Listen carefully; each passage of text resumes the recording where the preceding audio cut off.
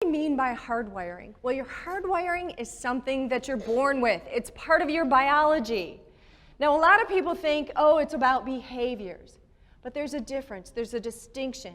Your behaviors are part of your nurture. Because the reality is this, your behaviors change. You do not behave the same way that you did when you were 18. Why? Because of those outside influences. So what are some of those outside influences that shape your behavior over time? What are some of those influences that have shaped your behavior?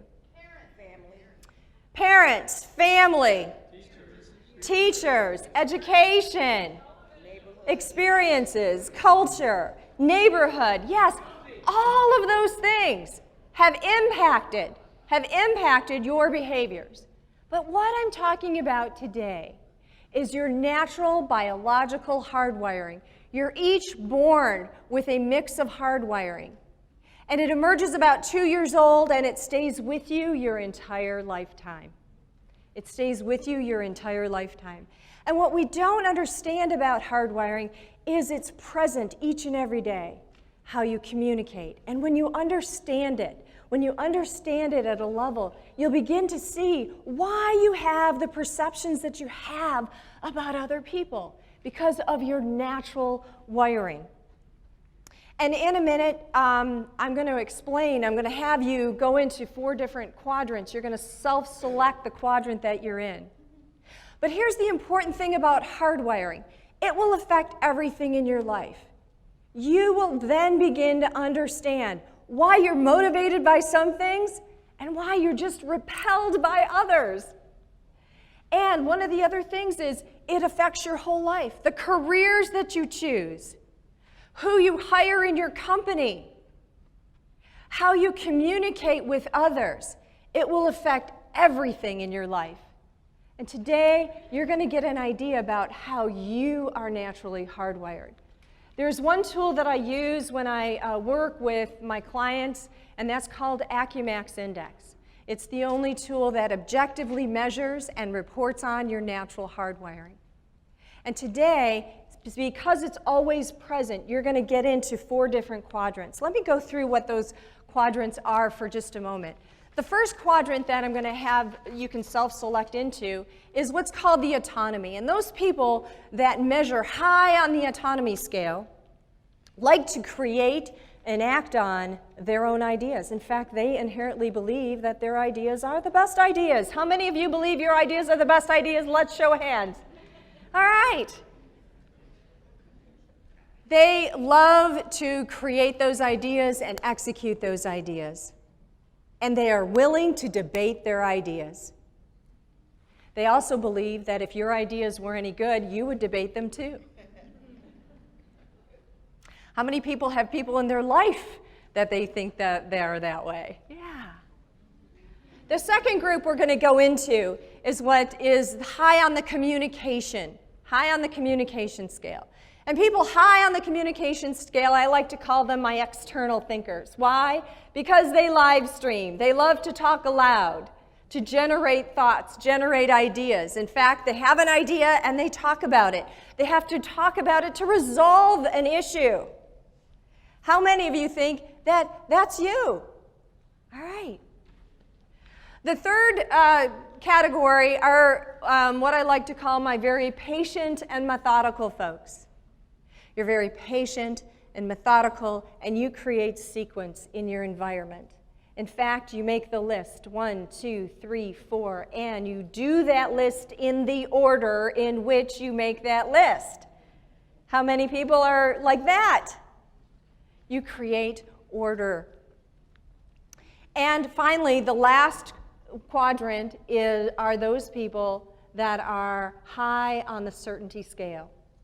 You like to ask a lot of questions, you seek information in order to make your decision. You're going to be more reserved. And you like information because it creates that certainty that you innately need in your life.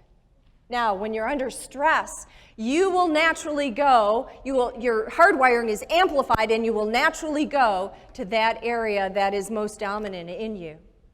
How many people saw themselves in this last group, in the assessor group? Raise your hand. Okay. Now, in a minute, I'm going to ask all of you to stand up, grab a pen and paper, and then go into the quadrant in which you feel that closely resembles you, especially when you get under stress. Now, many of you may be thinking, well, I'm sort of that, I'm sort of that. I want you to think of a time when you were under stress. Where was the first place that you went to? Was it, I'm going to create and advocate for my own ideas. I'm going to create and expedite my own ideas. If that's you, then I want you in this quadrant. If you were more of the external thinker, you love to talk aloud, you generate ideas by being with people, you get energized by them. If that's you, I want you in the upper quadrant where Sharon is standing right there. And then if you are more of the, what I'll call the cultivators, you make a list, 1, 2, 3, 4. You do that list in the order in which you make that list. You're more methodical and you create sequence in your environment. If that's you, you're going to be in the quadrant up there in the room. And then, of course, those of you that are more of the information seekers, you seek a lot of information, you're more reserved. You're going to ask a lot of questions before you make the decision. I want you here in this quadrant over here. Does everybody have one and we're just going to play. We're just going to play today. So pick a quadrant that most resembles you. Everybody got it? All right. Go. Welcome back. All right. Everybody pick a group. Pick a group. Now, here's what we're going to do. We're going to do a short exercise. And you're going to each work in your groups. So you got to all come together and work in your groups. And here's the thing. You have just been part of a huge global awareness on forgiveness. And in your groups, you're going to create an after-dinner party for the documentary on Project Forgive. And in order to have a successful party, there's a number of things you'll need to do, right? Because to put on a big party on a global awareness, there's a lot of things you need to have on your list, yes? Yes? Yes. All right. And so what I want you to do in 2 minutes, how many minutes? 2 minutes. Put together all of those things to have that very successful event. Does everybody get it? 2 minutes, go. All right, welcome back. Welcome back. Now what we're going to do is we're going to look for 2 things. How many? 2 things. I want you to really listen. This is about listening.